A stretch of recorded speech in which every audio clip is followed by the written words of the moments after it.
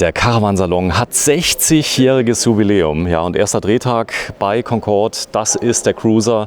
Und was mir direkt mal auffällt ist, ja, er hat keine Schlösser mehr, alles ist weiß. Und wie das funktioniert, das wird mir gleich mal jemand erzählen von Concorde, denn es ist Donnerstag, die Messe hat noch gar nicht geöffnet. Was gibt es Besseres, als sich die Autos zusammen mit den Profis anzugucken von Concorde und die Neuheiten, die es da gibt. Und das ist ja wirklich mal ein Fahrzeug, wenn du den von hinten siehst, dann glaubst du ja gar nicht, dass das ein Teilintegrierter ist. Ja, stell dich mal kurz vor. Ja, hallo, ich bin Markus Freitag, Marketing- und Vertriebsleiter bei Concorde Reisemobile und kann dich direkt berichtigen, das ist auch kein Teilintegrierter. Okay, weil ich vorhin das Fahrerhaus gesehen hatte, ja, was noch original ist, sondern es ist Aber oben drüber ist noch ein Bett und das ist ein Alkoven. Ein Alkoven. Genau. Okay, ich nehme alles zurück, das ist ein Alkoven, kein Teilintegrierter. Das ist so, ja. Das Heck sehr sportlich. Was viele, glaube ich, lieben bei Concorde, ist dieses unglaubliche Design, was ihr an den Tag gelegt habt bei ganz vielen Fahrzeugen. Unter anderem dieser Spoiler. Ja, das ist auch ein klassisches Erscheinungsbild bei uns geworden, jetzt bei allen Fahrzeugen in diesem Jahr. Abgeleitet im Grunde aus unserer Centurion-Baureihe, also unsere Top-Baureihe, die als erste diese Spoiler hatte, der gleichzeitig aber auch noch einen Arbeitsscheinwerfer oben drin hat, mit dem ich sehr schön gerade nachts auch im Dunkeln rangieren kann. Also nicht nur optisch schön, sondern auch sehr viel Funktionalität mit untergebracht. Ja, Thema C-Führerschein ist hier notwendig. Das Fahrzeug hat 10 Tonnen, aber ganz, ganz viele machen das zum Beispiel in der Ferienfahrschule, oder? Das ist richtig. Also auch wir haben da eine Kooperation mit einer Ferienfahrschule, bieten das an. Und wenn ein C-Führerschein nicht gewerblich genutzt wird, ist man da relativ schnell durch. Ich selber habe ihn auch erst vor 7 Jahren gemacht, habe eine gute Woche gebraucht und hatte den Führerschein in der Tasche. Gerade wenn man ja schon Fahrerfahrung hat, zum Beispiel mit einem 7,5 Tonner. Ganz viele 7,5 Tonner fahren leider überladen, muss man sagen, weil sie wollen dann ganz viel Ausstattung reinpacken, plus noch, ich sag mal, ein Auto vielleicht noch mit allem drum und dran und da ist man schnell bei 8,5 Tonnen. Das kann ruckzuck passieren und da denken viele auch nicht so richtig drüber nach und glauben, naja, 200-300 Kilo Zuladung, das reicht mir locker noch, da komme ich aber überhaupt nicht mit zurecht, hinten und vorne. Und wenn ich ein 9-Meter-Auto heutzutage fahren will, das eine richtig gute Ausstattung hat, dann werde ich nicht über ein schweres Fahrgestell drumherum kommen und werde also auch in der 10 oder 12 Tonnen Klasse dann hinterher landen, so wie das hier auch der Fall ist. Ja, der Vorteil von dem Fahrgestell ist natürlich einiges. Was ich so gelernt habe, ist, dass man ganz, ganz viele Dinge nicht mehr dazu buchen muss. Zum Beispiel die ganz breite Achse. Das ist richtig. Das ist ein LKW-Fahrgestell und die haben immer ein Standardmaß dann hinterher. Und wir legen da auch sehr viel Wert drauf, dass wir da die komfortabelsten und stabilsten Fahrgestelle dann letztendlich auch in den einzelnen Sektoren wählen. Deswegen hier auch den Mercedes Atego, den wir bewusst dafür ausgewählt haben. Klappt das gut mit dem Mercedes? Kriegt ihr im Moment genug Autos, wie er braucht? Da ist ja eine spannende Frage. Nein, wir kriegen natürlich nicht genug. Wir haben ständig wieder Lieferterminverschiebungen und Verzögerungen drin und müssen im Grunde jede Woche wieder anfangen, unsere Produktion gerade neu zu planen. Das ist so, ja. Ihr baut nicht am Fließband, ihr habt Stationen, glaube ich, wo die Fahrzeuge von A nach B fahren. Das ist mit ganz viel Individualität gegeben. Klar, ihr habt eure Grundrisse, aber man kann einiges individualisieren bei euch. Man kann fast alles individualisieren, wenn man das möchte. Also neben dem, dass wir den Grundriss grundsätzlich erst einmal vorgeben, habe ich aber hier schon dann die Wahl im Interieur der Möbelfarben. Da bieten wir 3 verschiedene Möbelfarben an und zu jeder Möbelfarbe gibt es noch 3 unterschiedliche Schrankfronten dann hinterher, aus denen ich auswählen kann und in Summe dann nochmal 8 verschiedene Polstervarianten. Also wir sind da schon sehr individuell, was dann aber auch in der Produktion letztendlich für uns bedeutet, dass kein Fahrzeug gleich dem anderen ist, sondern jedes im Prinzip ein Udinka hat. Ja, das ist jetzt ein wirklich tolles Auto. Länge von dem Fahrzeug? 9 Meter Länge hat er. Ja, sehr kompakt, das ist das, was viele wollen. Und ja, dadurch, dass er so hoch aufbaut, quasi mehrere Stockwerke hat durch den Alkoven, dadurch gewinne ich viel Platz. Ich gewinne sehr viel Platz und der hat auch noch eine Besonderheit im Innenbereich. Das ist eigentlich ein Grundriss mit einer Heckrundsitzgruppe, die wir 90 Grad gedreht Wohnwagen. haben. Im Prinzip vom Wohnwagen abgeleitet mal irgendwann, hat aber im Reisemobil auch vor Jahren schon Einzug gefunden. Ja, ganz toll. Das ist der Carver. Ich lese mal ab. 791 RL. Stimmt nicht? Da sind wir noch nicht so weit. Also der Messestand ist zwar so gut wie fertig, aber die Preisauszeichnung ist noch nicht die, die wirklich aktuell zu dem Fahrzeug gehört. Das ist der Cruiser 890 RLA. Ich muss sagen, wir filmen heute am Donnerstag. Es war gar nicht vorgesehen, dass ich komme. Ihr seid noch gar nicht fertig. Die Messe öffnet morgen für Fachbesucher erst am Freitag. Ja. Und das offizielle Publikum, das kommt erst in 48 Stunden. Deswegen sieht es auch im Moment so aus, wie es hier aussieht. Ich wollte dich nur ein bisschen foppen. Wenn mal das ein oder andere Schild falsch steht. Wir sind wirklich 2 Tage zu früh fast, oder?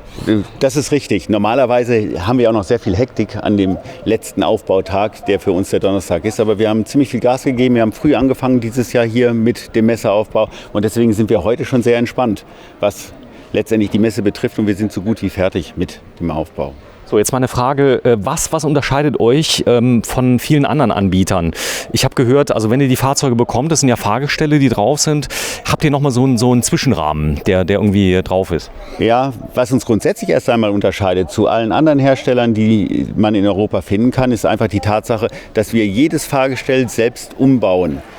Bei vielen anderen ist es so, dass die auf Fahrgestell-Umbauspezialisten zurückgreifen, die es im Markt halt gibt, aber wir stimmen das alles spezifisch selber ab, haben unseren eigenen Chassisumbau und passen die Fahrgestelle optimal dann auf das an, was hinterher darauf stehen soll. Und dazu gehört natürlich auch gerade bei den schweren Fahrzeugen der komplett querversetzte Hilfsrahmen, der unter dem eigentlichen Chassis nochmal sitzt. Okay, das habe ich nämlich gehört, dass das nochmal dafür sorgt, dass die Verbindungssteifheit nochmal steigt. Ist das richtig? Ja, das ist richtig. Jetzt sehe ich hier hinten so eine Maske, die hinten drauf ist. Ja, das ist ja schon richtig teuer, wenn man hier so ein Werkzeug entwickelt für, oder? Ja, also die Heckmaske ist schon sehr teuer, weil allein die Werkzeugerstellungskosten liegen im 5-stelligen Bereich. Gut, da zieht man aber relativ viele Heckmasken dann raus. Das ist im Gelcode gegossenes GFK, das wir hier jetzt haben. Und ein sehr aufwendiger Produktionsschritt. Und es ist auch eine mehrteilige Wand hinten. Das ist mehrteilig. Also wenn man mal irgendwas mal defekt ist, man kann Teile tauschen? Man kann Teile tauschen. Also gerade die unteren Stoßteile sind die abnehmbar sind dann hinterher, mit denen man gerne mal schon irgendwo dran hängen bleiben kann. Bei einer Länge von 9 Metern durchaus häufiger der Fall. Im oberen Teil der Spoiler ist austauschbar hinterher und es ist aber auch ein doppelwandiges Teil. Das heißt, ich habe eine Außenschale und eine Innenschale dann hinterher, um auch eine entsprechend gute Isolation da reinzubringen. Also Gelcode, das erinnert mich an Schiffsbau, hoch ausbesserungsfähig, das heißt also kann repariert werden? Ja, also kleinere Schäden können selbstverständlich repariert werden. So, die Heckleuchte auch sehr schick, nicht rund, sondern Streifen. Der Markt, ihr testet vieles aus, habt eine ganze Flotte jetzt noch im Prinzip modernisiert. Das hier ist schon extrem modern, muss ich sagen. Also für Leute, die, ich sag mal, vorne drauf Mercedes-Benz auch sehen wollen, das ist ja so, beim Vollintegrierten siehst du ihn ja nicht, ja. Eigentlich eine ganz tolle Wahl. Allerdings muss man sagen, ich sag mal, das ist jetzt ein typisches Zwei-Personen-Fahrzeug, oder? Das ist im Grunde ein typisches Zwei-Personen-Fahrzeug. Aber wir brauchen uns nichts vormachen. 98% der Autos, die wir letztendlich vermarkten, sind Zwei-Personen-Fahrzeuge und werden auch von 2 Personen in erster Linie mal genutzt. Da gibt es immer mal so den Wunsch, ich möchte noch mal unter Umständen den einen oder anderen mitnehmen, vielleicht auch den Enkel. Dafür wird dann der 3. oder 4. Sitzplatz geschaffen oder auch ein zusätzliches Bett ins Auto mit installiert. Diese Möglichkeiten gibt es ohne weiteres. So, Riesengarage, auch hier kein Schloss zu sehen. Mach mal bitte auf. Ja, die steht schon offen. Das Steht schon offen. Ich könnte sie aber gleich mal eben zumachen. Genau, es gibt auch Licht. Es gibt auch Licht, selbstverständlich. Jetzt habe ich dich. Nee, du weißt ja alles, muss man sagen. Aber ihr habt unglaublich viele Fahrzeugmodelle. Das heißt also nicht jedes ist immer gleich, oder? Nein, das ist richtig. Also wir sind schon mit sehr vielen Grundrissen am Start und die Autos sind alle unterschiedlich. Auch ich muss zwischendurch immer noch mal schauen, dann wirklich genau, wo sitzt welcher Schalter oder wie ist was installiert. So, und das ist die Zentralverriegelung, die da ist. Wie funktioniert das Ganze? Mit der das Ganze über einen Sensor-Touch, der in der Klappe dann sitzt. Und das ist das Schöne, dass man einfach keine Schlösser mehr hat. Ich habe eine Fläche, auf die ich leicht andrücke und der Motor öffnet. Das hat man gerade sehr gut gehört und dann kann ich die Klappe aufziehen. Sie springt mir ganz leicht entgegen. Also Sensor, das ist jetzt nicht so, wie man das kennt beim alten Fernseher, wo ich so touche, sondern ich muss leicht draufdrücken. Nee, genau, ich muss einen ganz leichten Druck muss ich erzeugen, der ist aber nicht übermäßig stark und dann geht sie auf. Stark. Bitte noch einmal, das ist so schön. Na klar, wir machen sie nochmal zu. Das langt. Das langt. Mehr ist und dann ist oben und unten automatisch verriegelt. Genau. Okay, stark. Die Motoren öffnen und schließen dann letztendlich die Klappe. Airline-Schienen Standard? Die Airline-Schienen sind nicht Standard, das ist eine Option, die wir einsetzen können dann hinterher. Die äußeren Schienen sind die Standard sind dann. Und also hier würde jetzt auch ein Roller oder sowas reinpassen, auch ein Motorrad. Ja klar. Die Zuladung, was hat der? In der Heckgarage maximal 400 Kilo, die wir dort freigegeben haben. Langt für die Harley. Das sollte reichen, ja. Okay, die vielleicht ein bisschen zu groß. Aber wenn ich das mal sehe, wenn du mir mal sagst, wie groß du heute bist? Wie groß ich heute bin, 1,95. 1,95. Stell dich mal gerade da rein, bitte. Also jetzt nicht reinsteigen, sondern einfach nur mal daneben stellen. Daneben stellen, dass man sieht.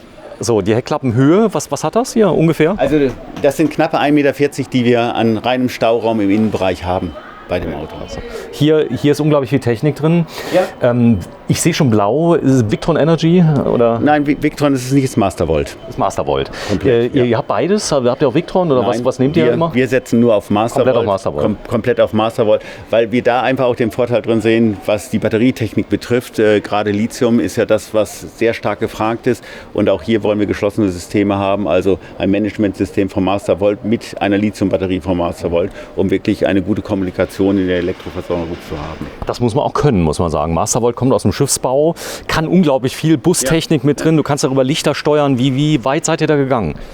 Das ist eine gute Frage. Also Bustechnik haben wir auch drin in den größeren Fahrzeugen, dann hinterher im Centurion-Bereich. Da werden wir später sicherlich nochmal drauf zukommen, wo wir dann wirklich auch diese Themen komplett steuern und auch programmieren, wo wir jeden einzelnen Schalter dann im Grunde darüber ansteuern. Ja, das geht. Also das ist Profitechnik, muss man sagen. Bussystem läuft sogar auf Kreuzfahrtschiffen, habe ich gesehen. Also das heißt, man kann das skalieren. Da ist nicht bei 4 Batterien Schluss, oder? Nee.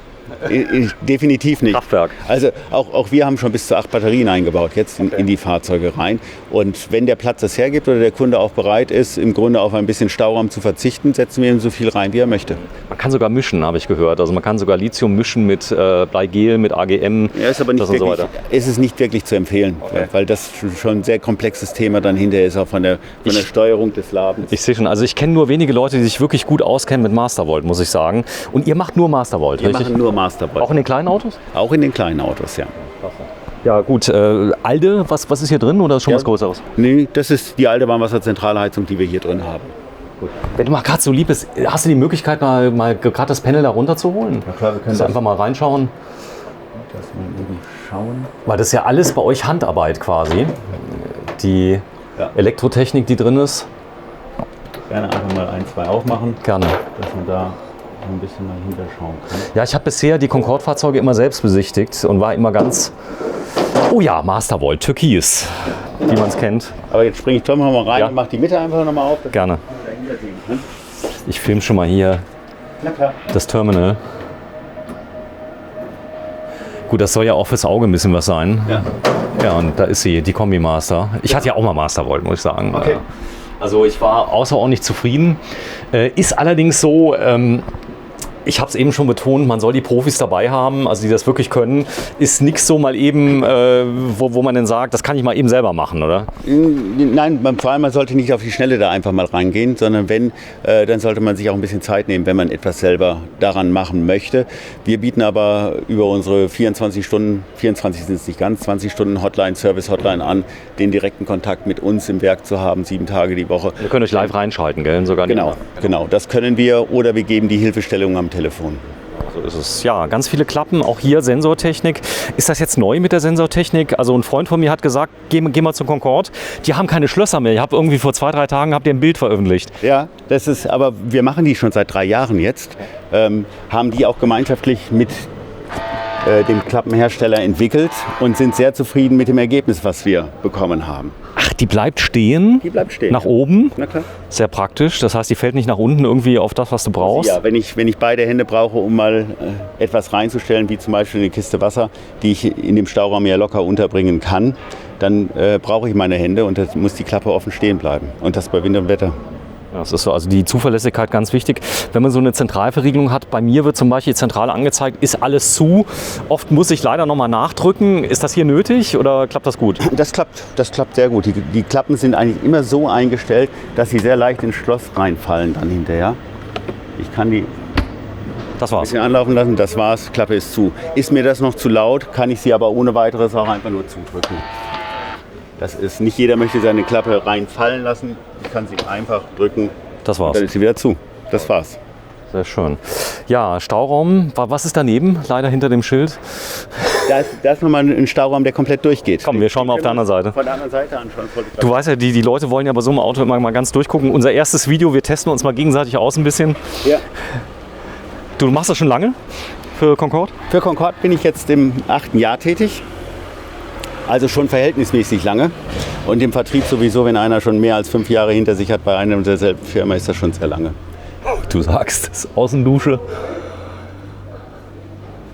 Auch hier innen habt ihr das verkleidet mit so einer Art Marmoroptik oder nee, das ist so eine Betonoptik, ja? Das ist eine Steinoptik, richtig. Eine Steinoptik. Aber das ist einfach nur ein widerstandsfähiger Objektboden, den wir hier reinziehen. Das ist uns auch im Zwischenboden einfach wichtig, dass da das Auto wirklich so genutzt werden kann und widerstandsfähig aufgebaut worden ist, dass es nicht unnötig nur von dem Rein- und Rausziehen beschädigt wird. Jetzt mal eine blöde Frage. Ihr baut ja die Messefahrzeuge ja nicht besonders schön, weil sie für die Messe sind, sondern so sehen wirklich alle aus, oder? Häufig ist es dann noch so, dass die Messefahrzeuge oft die ersten einer neuen Art sind, so wie dieser hier. Der sieht noch nicht ganz so gut aus, wie dann hinterher wirklich die echten aussehen. Ach so, die echten, die sind noch besser. Ja, okay. Sind sie dann definitiv. Und hier, was hier? Bitte, sei so lieb. Ich habe ja beide Hände voll. Heizung nicht befüllt, also geht nicht. Das ist die alte? Genau, das ist die alte. Da sieht man, das Auto ist ganz frisch aus dem Werk gekommen, auf die letzte Sekunde fertig geworden, aber er ist halt noch nicht in Betrieb genommen. Deswegen ist die Heizung hier noch nicht funktionsfähig. Aber um die Jahreszeit, Ende August, Spätsommer, denke ich, können wir auf die Heizung auch noch verzichten. Absolut. Und wenn der im September zurückgeht nach Aschbach, dann wird er auch in Betrieb genommen werden. So, der ist natürlich schon verkauft, oder ist das hier ein Aussteller für euch? Nee, das ist ein Ausstellungsfahrzeug für uns. Das ist auch, dadurch, dass es eine komplette Neuentwicklung ist, ein Auto, das wir nicht so schnell verkaufen wollen. Den werden wir erst einmal selber auch noch auf Herz und Nieren testen. Neuentwicklung, das heißt ganz neuer Grundriss, oder?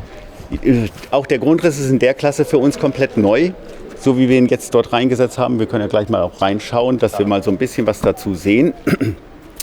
Aber ansonsten haben wir bei dem Auto komplett keinen Stein auf dem anderen gelassen. Nur das Fahrgestell ist das gleiche geblieben. Der Cruiser auf dem Artego war früher bei uns auch schon im Programm, bekannt eigentlich als C1 mit einem GFK-Alkoven. Mittlerweile hat er einen Sandwich-Alkoven bekommen mit Aufsatzteilen, um eine bessere Innenhöhe im Schlafbereich reinzukommen. Wir haben hier jetzt wieder 700 mm von der Innenhöhe, was hervorragend dann auch zu nutzen ist. Aber jetzt springen wir einfach mal rein. Das waren jetzt viele Details. Sandwich, GFK, klemme ich mal auf. Was war vorher? Vorher war es GFK, ein kompletter GFK-Alkoven, den wir angesetzt haben eigentlich an die Kabine. Okay. Und jetzt ist der Alkoven in den Sandwich-Teilen von der Seite durchgängig. In einem Stück? In einem Stück, genau. Okay, das heißt, da geht viel verloren und ihr müsst was rausschneiden. Das ist so, ja. Geht ja nicht anders. So, du gehst mal bitte vor. Sei so lieb. Dann setz dich mal bitte in die Sitzgruppe. Das mache ich sehr gerne. Das habe ich vermutet. Warte, ich zeig mal gerade. So, Concorde, ich zeig mal hier den Eingang. Das Ganze ist hier bestickt. Eine breite Aufbautür, die kenne ich aus der Feuerwehrtechnik. Und das ist jetzt der Blick in die gute Stube. Ja. Und das ist eine gute Stube. Das ist eine gute Stube. Breite 250? Was hat der? Der hat 250. 250. Den gibt es aber auch schmaler? Nee. Auf den kleineren Chassis, auf denen wir den Cruiser anbieten, gibt es ihn dann auch mit 240 Breite. Aber in der Klasse des Artegos bauen wir ausschließlich 250 Breite. Wo liegen wir ungefähr vom Preis hier? Ungefähr? Bei dem Auto liegen wir ungefähr bei 330.000 Euro. 330? Geht ja. Also jetzt mit der Ausstattung, wie hier steht? Komplett oder? So wie Komplett, steht. wie hier steht. Und der hat auch Lithium schon drin? Genau. Ich habe mir gedacht, die wäre zu teuer. Das ist gut, wir werden jetzt einige schreien, 330 ist ja auch nicht billig. Ich aber finde, 330 ist schon eine ganz schön stolze Hausnummer. Auf der anderen Seite, wir können auch teuer. So ist das nicht.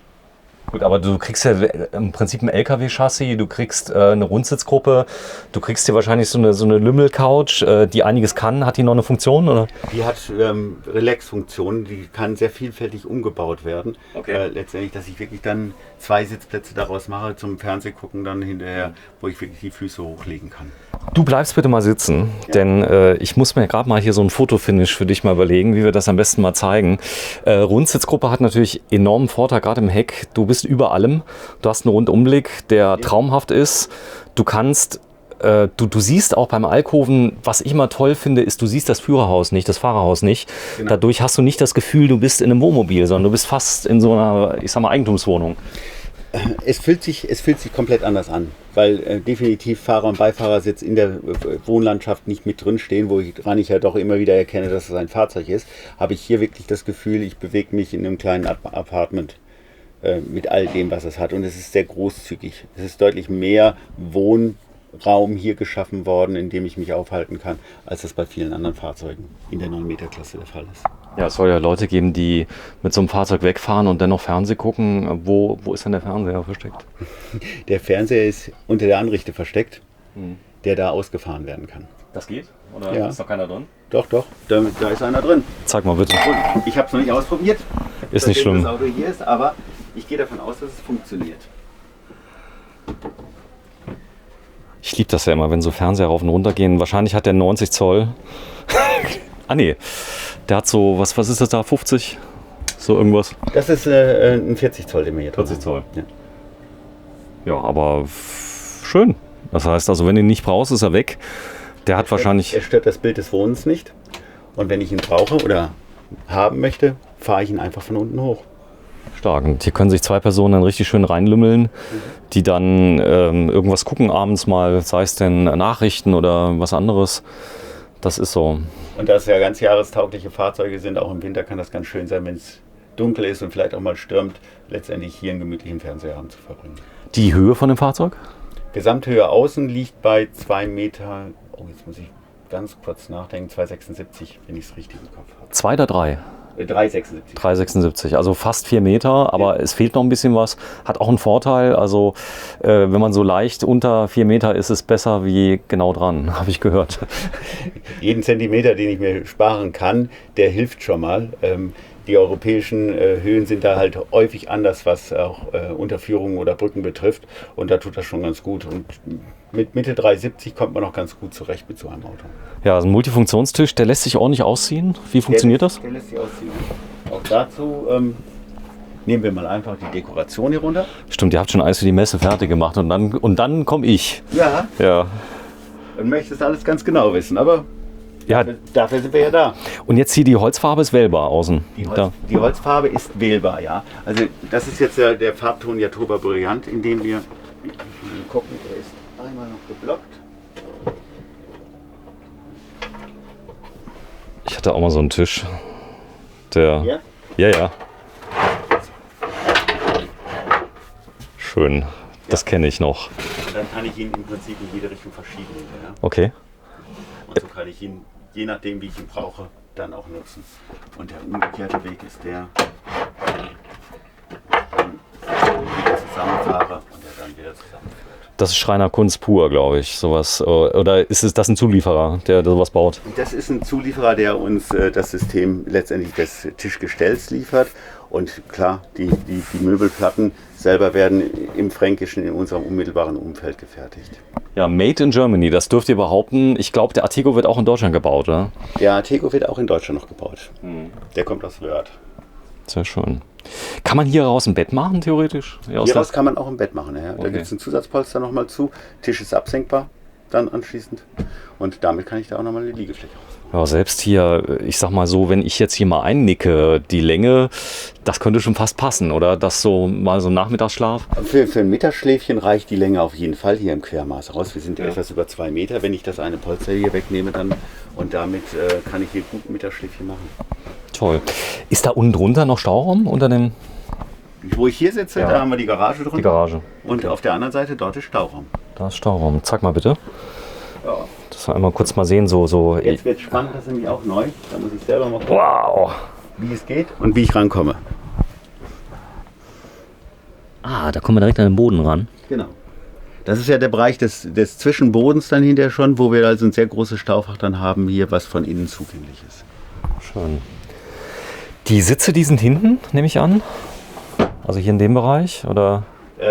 Für die Fahrt. Ja, für die Fahrt, wenn ich jetzt... Kann ich mit bestellen. Den haben wir jetzt erstmal als reines 2-Personen-Fahrzeug geplant und gebaut. Und auf Wunsch sind 2 zusätzliche Gurte hier möglich. Das sollte man aber vorher sagen. Das heißt, also Das da sind sollte- wahrscheinlich einige Dinge... Das ist letztendlich auch in der Verkaufsberatung wird der Bedarf abgefragt und die Fahrzeuge werden natürlich dann auch zielgerichtet für den Kunden gefertigt. So, ja, also die Rundsitzgruppe, mein persönlicher Favorit ist es auf jeden Fall. Jetzt mal eine ganz blöde Frage. Ja. Wenn jetzt einer käme und würde sagen, naja, die Rundsitzgruppe ist ja super, aber ich möchte gerne noch ein kleines Hubbett über der Rundsitzgruppe. Habt ihr sowas jemals realisiert? Nein, das haben wir noch nicht realisiert. Aber man kann ruhig mal mit solchen Anliegen mal zu euch kommen. Definitiv. Also mit solchen Anliegen kann man gerne zu uns kommen. Es ist immer ganz die Frage, in welcher Geschwindigkeit wir sowas wirklich dann umsetzen können. Ja. Und ob die Vorstellungen dann wirklich auch zu dem passen, was der Kunde da sich jetzt wünscht. Ja, ihr habt wahnsinnig schnelle Lieferzeiten. Wenn man heute bestellt, kriegt man das Fahrzeug 6 Wochen später. lacht. Ja, ich muss schmunzeln, aber ich glaube, das geht jedem im Moment gerade so. Unsere Lieferzeiten, die liegen aktuell, wenn ich neue Aufträge ins Werk reinbekomme, zwischen 12 und 18 Monaten, je nach Fahrzeugtyp. Das ist ein tolles Fahrzeug, ganz ehrlich. Also es ist irgendwie voll mein Grundriss, weil du hast vorne dann den Alkoven, den man gar nicht so als Alkoven erkennt. Das wird noch besser. Im Moment sehe ich ja das Fahrerhaus dazu. Ja. Das können wir jetzt einfach mal schließen. Und dann werde ich mal den Aufstieg dazu rausholen. Und das ist quasi der erste seiner Art. Das ist der erste seiner Art, der jetzt so hier steht, genau. Und damit habe ich den Aufstieg jetzt ins Bett geschaffen. Ja, du darfst mal hoch. Denn das Schöne ist, dass du so lang bist, denn viele, die beschweren sich bei meinen Videos, weil ich immer so Frauen nehme, so 1,67 und sagen, ja, dann sieht das Auto ja groß aus, aber du bist fast 2 Meter, gell? Ich bin fast 2 Meter, also nach wie vor sind es die 1,95 und ich passe hier auch wunderbar rein. Das ist klar, eine Alkoven ist immer ein bisschen eingeschränkt, was die Sitzhöhe dann hat, aber ich kann auch hier noch ganz gut drin sitzen und ich komme hier auch sehr schön rein dann hinterher. Großer Fernseher, auch der ist groß hinten. Klappern, was ist damit? Ist da so der Zwischenrahmen, der hilft schon mal bei Vibrationen und so? Der hilft ganz stark. Also da achten wir auch drauf, letztendlich, wenn wir Möbel konzipieren, dass die so in sich selbst tragend sind, jedes einzelne Element, um damit also dann höchstmöglich jedwede Klappergeräusche zu verhindern. So, wenn du mal so lieb bist, komm noch mal kurz runter. Dann... Ach, so schön, so ein laufendes Metermaß, 1,95 dabei zu haben, denn da kann man vielen großen Leuten auch mal zeigen, man hat hier keine Platzangst. Das heißt also Fahrzeugaufbau so 2,10, was habt ihr innen? Innen sind sogar etwas mehr, sind fast 2,20 Meter, die wir haben. Ich gehe mal ganz raus, das wäre jetzt quasi das große Bett. Ich sage jetzt mal bewusst nicht Ehebett. Letztes Mal bei 1 Live die große Diskussion über das Ehebett gehört, ja, was es ja gar nicht mehr gibt. Aber viele schlafen ja noch nebeneinander. Wenn ich aber jetzt einen Sonderwunsch habe und sage, hier diese Aussparung möchte ich nicht haben, geht das? Klar. Das geht. Das geht. Da wird es ein bisschen schwieriger zum Einsteigen, oder? Richtig, da werde ich zwangsläufig mit einer Leiter leben, die mich dann hier vorne zum Anstellen in das Bett wieder hineinbringt. Das ist echt eine coole Lösung. Also du siehst gar nicht, dass es ein Alkoven ist. Also du hast nur ein bisschen Verlust im Fahrerhaus, hast es getrennt, hast einen komplett eigenen Raum. Aber ich nutze im Grunde das Fahrerhaus für das Bett ja mit. Und das bringt den Vorteil, den ich ansonsten ja als Nachteil habe bei einem Alkoven, dass ich wirklich dann hier jetzt dieses Bett als Hauptbett direkt über die Fahrerkabine gesetzt habe. Schieb das mal gerade rein, bitte. Sei mal so nett. Dann habt ihr eine Tür drin, das heißt, ich kann also jederzeit, ich muss gar nicht von außen rein, sondern ich kann durchsteigen. Genau. Hier sind noch Schubfächer, oder? Da sind auf der einen Seite Schubfächer, auf der anderen Seite ein Schrank nochmal. Also Stauraum hat er auch ohne Ende. Ja, weil das ist ja gerade, Schränke sind vielen ja ganz wichtig. Zeigen wir auch gleich mal, wirklich, die gehen ganz weit raus. Unten, was unten? Die Treppe, gell? Da ist die Treppe, genau. Da war das so. Das ist wahlweise, oder? Hier? Nein. Hängend oder? Klar, das kann ich auch hängend bekommen, wobei ich habe einen Hauptschrank nochmal. Das sind ja die Zusatzschränke. Toll. So, dann ganz kurz für alle, die... Das da vorne ist ein Thermostat, das ist nur für den Schlafraum, oder? Das ist für den Schlafraum hier, wo ich dann die Temperatur regulieren kann. Sorry, wenn ich dir ans Wort gefallen bin. Dann kann ich hier zumachen. Ja. Mach mal bitte, wie schön das läuft. Jetzt ist immer so das Problem, ihr habt hier nochmal Teppiche drin, das geht aber alles. Das geht. Das sind Wohnraumteppiche, die kann ich auch so bestellen, wenn ich möchte. Na klar, das ist eine Option, die ich ohne weiteres so bestellen kann, diesen satzgekettelten Teppiche. So, da stehen wir jetzt beide. Riesenspiegel. Wir sehen einen Riesenspiegel, der ja auch wichtig ist. Ich finde das total klasse. Also, dass du dich komplett sehen kannst, also bevor du dich fertig machst. Das ist ja immer ein Wunsch unserer Kunden gewesen, auch zu sagen, bevor ich aus dem Haus gehe, mache ich es auch, dass ich einmal noch in den Spiegel schaue, passt alles, bin ich gut gerichtet und das möchte ich im Reismobil genauso haben. Und dafür bietet sich ja letztendlich so eine Tür dann auch an. Ja, toller Grundriss. Wer kam auf die Idee? Habt ihr viele Leute? Wer auf die Idee gekommen ist, witzigerweise bei dem Grundriss, und da sind wir auch sehr dankbar für, war es einer unserer Handelspartner aus dem hohen Norden, der Frank Reimers, hat diese Grundrissidee mal mitgebracht und wir haben sie dann umgesetzt. Also es wäre sofort mein Grundriss, weil ihr habt die Öffnung der Küche auch extrem weit gemacht. Also Vorschlag ist, wir gehen mal ganz kurz zur Küche, dass wir mal gerade zeigen, wie schön offen die ist. Und trotzdem hast du Platz. Das ist das Schöne, ich habe sehr viel Platz und wie in einem modernen Haus oder einer modernen Wohnung habe ich einen guten Kommunikationsbereich wieder in den Wohnbereich rein. Weil wenn ich hier in der Küche arbeite, kann ich den Kontakt sehr gut und sehr schön halten, mit Blickkontakt auch direkt in den Wohnbereich rein. Was euch gut gelungen ist, die Blickachsen sind nicht versperrt. Du kannst also von ganz hinten, was mir immer gut gefällt, wenn ich in meinem Fahrzeug liege, ich gucke so ganz nach hinten durch und kann durchgehend gucken. Das schafft Raum, oder? Definitiv. Wenn ich die maximale Länge wirklich dann auch sehen kann im Fahrzeug, dann schafft das Raum und man fühlt sich gleich noch viel wohler. So, indirekte Beleuchtung, auch da muss man immer hart lernen. Ist so immer so mein Gefühl, je nach Fahrzeughersteller kriegst du nämlich immer tolle Reflexionen in Fernsehern, wenn du indirekt beleuchtest, das kennt ihr. Man kann alles dimmen bei euch? Man kann, was die Deckenbeleuchtung betrifft und auch die Fußraumbeleuchtung betrifft, alles dimmen hier. Wenn du mal so lieb bist, mach mal hier auf. Spülmaschine würde gehen, Option? Selbstverständlich geht Spülmaschine. Hier haben wir zusätzliche Etageren drin, um diesen Raum auch optimal zu nutzen dann hinterher. Wie zu Hause. Die kennt man genau vom Küchenbau zu Hause. Bitte nochmal einfahren, denn ich will noch mal was ganz Tolles zeigen. Das Ganze ist auch richtig belastbar, 25 Kilo, das heißt für Töpfe und so, die kommen dann da rein. Auch hier habe ich dann noch mal Schränke links, Auszüge links, ja, die du... Können wir nochmal runterschauen? Ah. Das Staufach, da sind die Mülleimer untergebracht. Die Mülltrennung.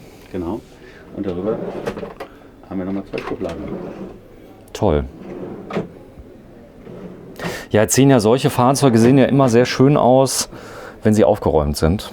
Und die meisten der Leute, die ich gefilmt habe, die räumen auch immer schön auf. Aber ich suche immer so Ablagen, wo du mal so Kruscht ablegen kannst. Wenn du weißt, was ich meine. Mal die dreckige Hose, mal das und so weiter. Wie geht ihr da vor? Weil, auch solche Sachen haben wir. Ja. Zusätzliche Stauräume, die man jetzt im Moment gerade nicht sieht. Zum Beispiel auch hinter der Couch ist ein großes Fach. Zeig mal bitte. Eben schnell was verschwinden lassen. Hier? Genau. Genau, also dass man da zum Beispiel die Schmutzfläche mal reinschmeißt oder ich sag mal egal was macht, das kann jeder machen, wie er will. Dann hast du hier ganz viele Steckdosen, also ganz viele Leute beschweren sich darüber, dass sie zu wenig Steckdosen haben. Ist das jetzt Serie, die Anzahl der Steckdosen? Ja. Ist Serie. Ja. Das ist ja auch wichtig, also dass ihr zumindest mal einen Grundbestand an Steckdosen drin habt. Ich meine, ihr lebt ja aus der Praxis, ihr habt Fachhandelspartner, die schreien ja, wenn keine Steckdosen da sind. Ja, vor allen Dingen ist es letztendlich auch so, wir nutzen diese Fahrzeuge alle selber. Es kommt ja sehr häufig der Spruch von unseren Kunden, der Konstrukteur, der das Auto gebaut oder entwickelt hat, der sollte selber mal damit fahren. Ist nie gefahren. Genau. Und wir lassen aber unsere eigenen Erfahrungen immer wieder in die Autos mit einfließen. Und dadurch leben unsere Fahrzeuge und verändern sich auch regelmäßig. Ja, man sieht also hier, ich habe jetzt auch eine Kombi-Mikrowelle drin, die wirklich gute Dienste macht. Also je nachdem, wie viel Strom man an Bord hat, kann man locker auch mal 10 Minuten mit 1000 Watt einfach mal grillen. Ohne weiteres. Und unser Lithium-Paket, was hier drin ist, hat 400 Ampere-Stunden. Und damit kann ich auch definitiv sorgenfrei die Mikrowelle auch mal über einen längeren Zeitraum nutzen. Ich habe eine ganz tolle Spüle. Darf ich die mal sehen? Denn das ist ja ein Kunstwerk. Alles... Ich hätte schon fast gesagt gelasert. Nee, ihr habt wahrscheinlich Oberfräsen. Wie wird sowas gemacht? CNC? Das ist Mineralwerkstoff, den wir hier jetzt haben und das wird schon gefräst, das Material. Boah, ist mal so schön, wenn die neu sind, unangefasst. Ja. Dann hier dieser große, das ist wirklich Haushaltstechnik, oder was hier verbaut ist? Das ist komplett Haushaltstechnik. Auch die Verrohrung, die nach unten geht, ist Haushaltstechnik, die wir einsetzen. Da legen wir einfach auch Wert drauf, dass man den gleichen Komfort, den man zu Hause hat, kennt und schätzt, im Reisemobil auch wiederfindet. Klär mich mal auf. Hier vorne hast du viele offene Ablagen. Das haben andere gerade abgeschafft. Ja. Was spricht für offene Ablagen? Es ist ja, ich finde, das ist immer so ein bisschen eine Philosophiesache. Ich empfinde sie nach wie vor als sehr praktisch, weil es gibt so viele Kleinteile, die man im normalen täglichen Leben mal in der Hand hat und eben schnell nur weglegen will. Egal, ob es mal nur das Buch ist, ob es das Brillenetui ist, ob es das Handy ist, ob es der Schlüssel ist. Alles muss ich irgendwo mal schnell weglegen und auch wieder gut griffbereit haben.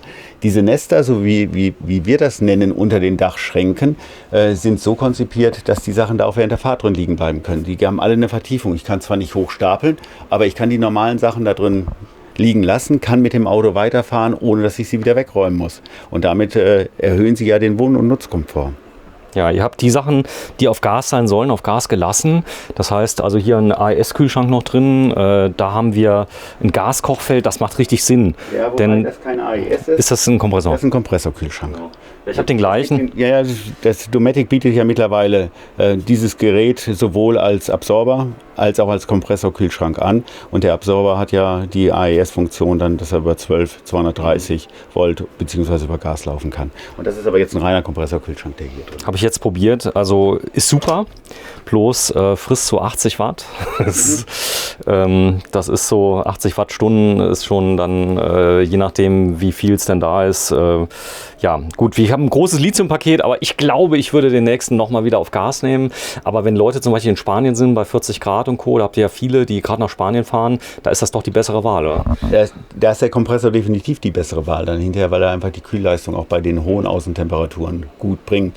Und ich kann eigentlich auch nur empfehlen, ein entsprechend gutes Lithium-Paket in ein Fahrzeug hineinzusetzen und zusätzlich eben mit Solartechnik zu arbeiten, dass ich also auch weiterhin autark bleibe. Denn die Stromversorgung tagsüber ist darüber sichergestellt und die Batterien haben eigentlich die Leistungsfähigkeit, dass sie über Nacht im Grunde nicht komplett verbraucht werden. Was auch ein ganz tolles Detail ist hier, du kannst vorne zumachen. Das heißt, also die Fahrerhausklimaanlage packt das sogar während der Fahrt. Das ist ja oft bei vielen ein Problem. Genau. Du musst die Aufbauklimaanlage laufen lassen, damit du überhaupt mal unter 25 Grad kommst, je nachdem wie der Sonneneinfall ist. Mach mal hier auf bitte, da ist wahrscheinlich, klar, ich befürchte, ja genau. Technik hinter. Ja, klasse. Wenn du mal gerade anmachst, bitte. Na klar. Das ist cool. Das ist im Grunde die Steuerung über das CBE, wo ich Gesamtlicht ein- und ausschalten kann. Letztendlich, also wenn ich mal losfahren möchte, mache ich den aus und dann ist das Auto dunkel. Das geht also relativ gut.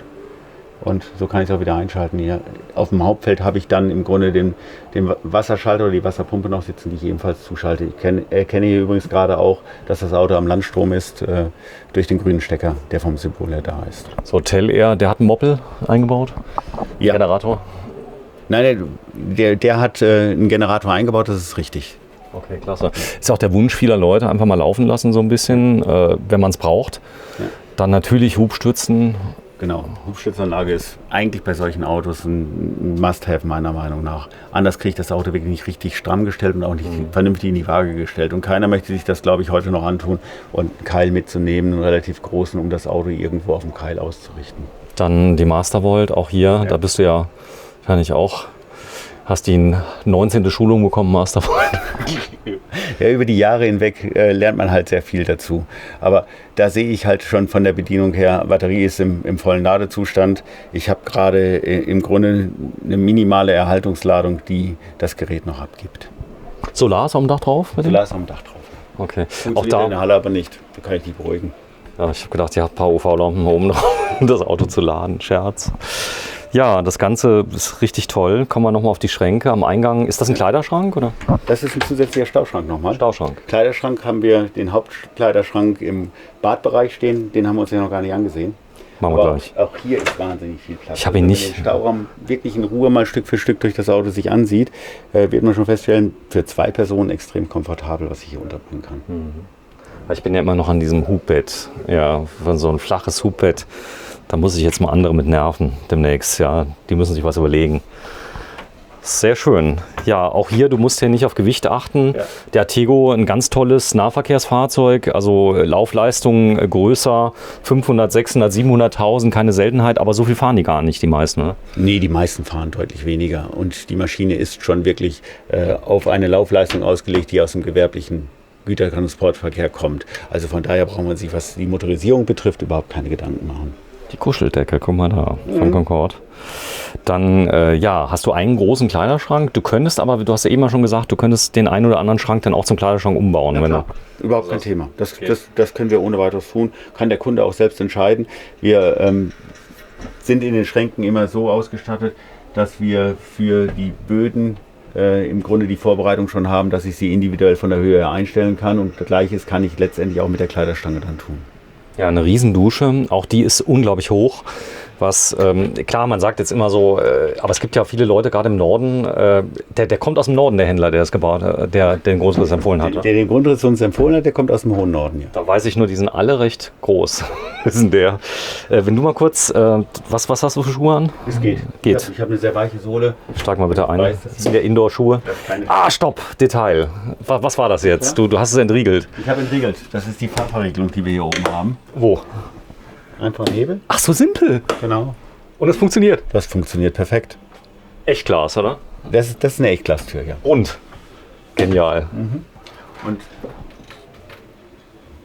ich passe von der Größe, die Stange sollte man rausnehmen. Das ist Das ist optional, oder? Nee, die ist nicht optional, die ist bei uns standardmäßig dabei, weil gerade auch die im Winter mal fahren, gerne da mal nasse Jacken auch drin aufhängen dahinter. Aber zum Duschen nehme ich sie bei meiner Körpergröße dann doch raus. Passt dann aber wirklich gut auch in die Dusche. Das funktioniert. Auf Wunsch auch eine Regendusche, geht sowas? Auf Wunsch geht eine Regenwalddusche auch, ja. Okay, dass man das mal sieht, weil heute Morgen. Dann wichtig ist, ich habe mir so eine alte Flow einbauen lassen. Wird die oft gefragt bei euch? Ja. Also das ist. Mittlerweile 80-90%. Beschreib mal, was das ist, bitte. Das ist einfach nur ein Zusatzboiler. Relativ einfach. Er bringt mir nochmal 6 Liter zusätzliches Wasser, warmes Wasser drin. Was total genial ist, du kannst auf niedrigen, ich mache es immer so, ich habe einen ganz niedrigen Verbrauch, mache die Pumpe gerade so, dass es läuft, ja, und dusche dann ultra heiß. Und das so 5, 6, 7 Minuten, verbraucht dann 8 Liter, weil das ja nicht viel rauskommt, ja, und es bleibt heiß und meine Frau kann danach nochmal duschen. Das ist auch so. Also normalerweise kriegt man das in Kombination mit der alte Flow sehr gut hin, dass man zu zweit auch hintereinander weg gut duschen kann. Waschmaschine haben viele, die weit wegfahren. Da würde sich vielleicht anbieten hinten in der Garage oder wie löst ihr das? Es gibt 2 Möglichkeiten. Also wird bei uns natürlich auch immer stärker nachgefragt. Wir haben mittlerweile in der Kombination, wenn ich einen Gastank als Kunde mitbestelle, die Möglichkeit, den Gaskasten, der ja in der Seitenwand noch sitzt, als Entfalloption reinzunehmen. Und diesen Raum haben wir schon ein paar Mal auch für Kunden umgebaut, um dort eine Waschmaschine dann hinterher unterzubringen. Und ansonsten ist die Alternative wirklich dann die Heckgarage. Die Heckgarage. Dometic. Ihr habt Klos. Ich habe nur gehört, es gibt Lieferschwierigkeiten bei Toiletten. Das war bei uns auch so. Eigentlich ist Dometic unser Hauptlieferant für die Festtanktoiletten. Wir haben aber auch im Laufe dieses Jahres haben wir sowohl von Japsco die Toilette eingebaut, als auch von Tedford die Toilette dann hinterher eingebaut als Festtanktoilette. Wir waren froh, dass wir überhaupt welche bekommen haben. Fenster lief auch gut? Und auch Fehlteile.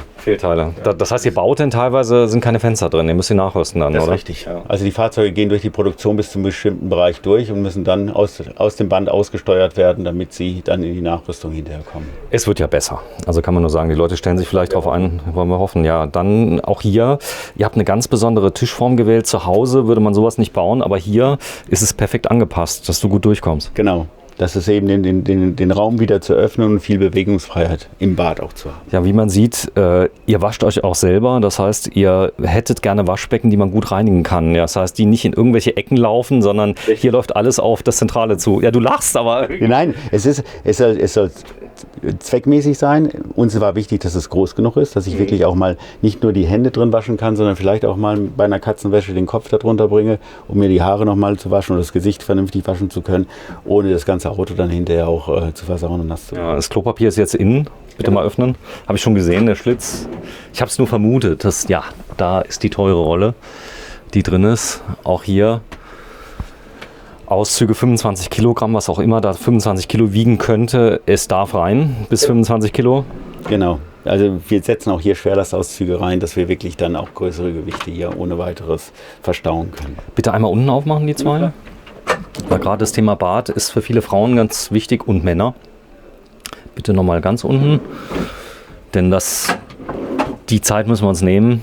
Vielen Dank. Und dann ja das Apothekerschränkchen was auch immer da reinkommen soll, Schränkchen. Auch da habt ihr jede Ecke genutzt. Ja, auch da sind wir wirklich auch flexibel von den Einstellmöglichkeiten, dass ich große und kleine Elemente unterbringen kann. Die Anordnung in der Schrägstellung bringt einfach dann letztendlich auch die Möglichkeit, wieder Raum zu schaffen. Cool. Und was wir auch als wichtig empfinden, eine Steckdose im Innenbereich und eine spritzwassergeschützte im Außenbereich. Zahnbürste, was auch immer, genau. Mundspülung. Links, was ist da? Das ist Auch nochmal Stauraum. ja auch mal da bitte.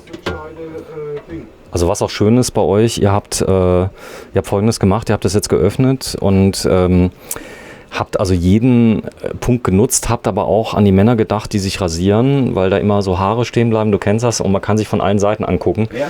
Indem du nämlich diesen kleinen Schrank so ein bisschen bewegst, ja, dann klappt das, oder? Und den Innenspiegel haben wir ja dazu auch nochmal. Nein! Na klar. Quatsch, echt? Extra dafür geschaffen. Ist das genial. Ja. Also ihr nutzt die Fahrzeuge selber? Wir nutzen die Fahrzeuge definitiv selber und sind damit auch unterwegs. Und Schön. das sind Kleinigkeiten, die uns einfach wichtig sind, die das Leben ja erleichtern. Schließ dich mal bitte ein. Wir haben aber noch ganz kurz, Ja. bevor ich mich jetzt Ja. freiwillig einschließe, will ich noch an eine Besonderheit rangehen, wo wir auch der Einzige sind, der das so praktiziert.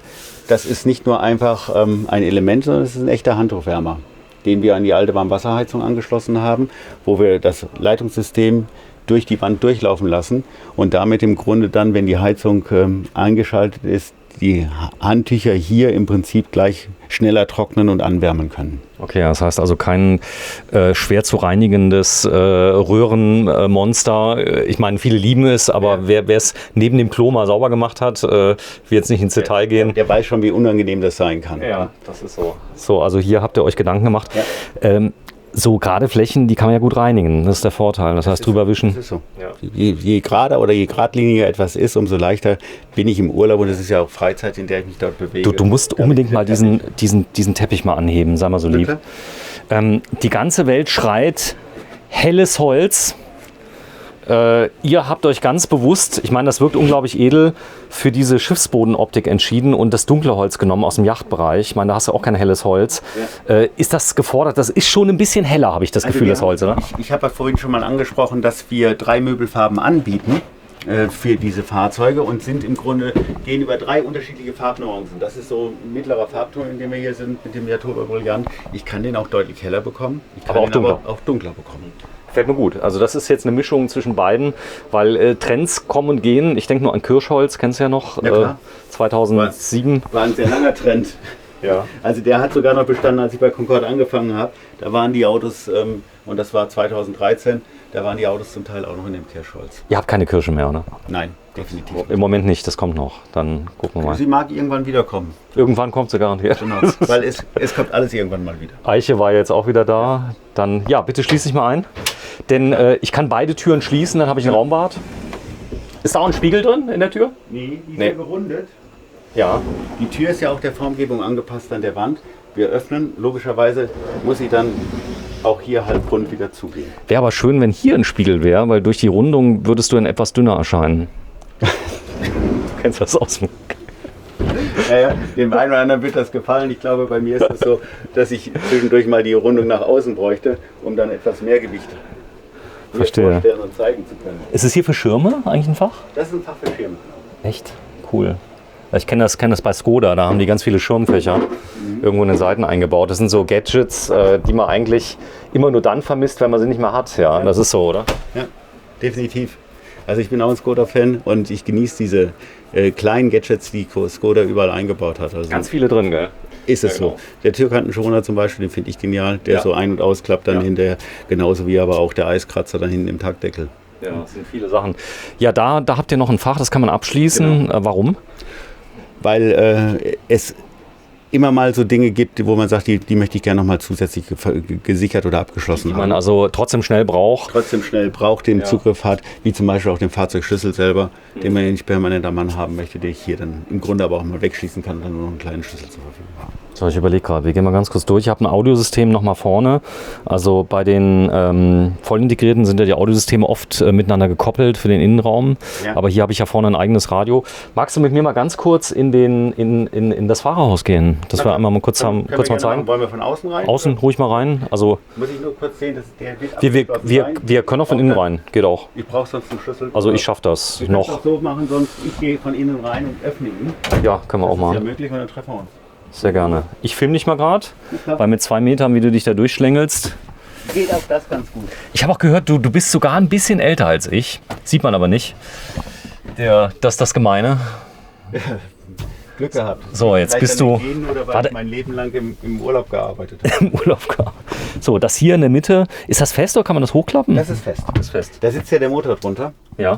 Beim Cruiser Artego.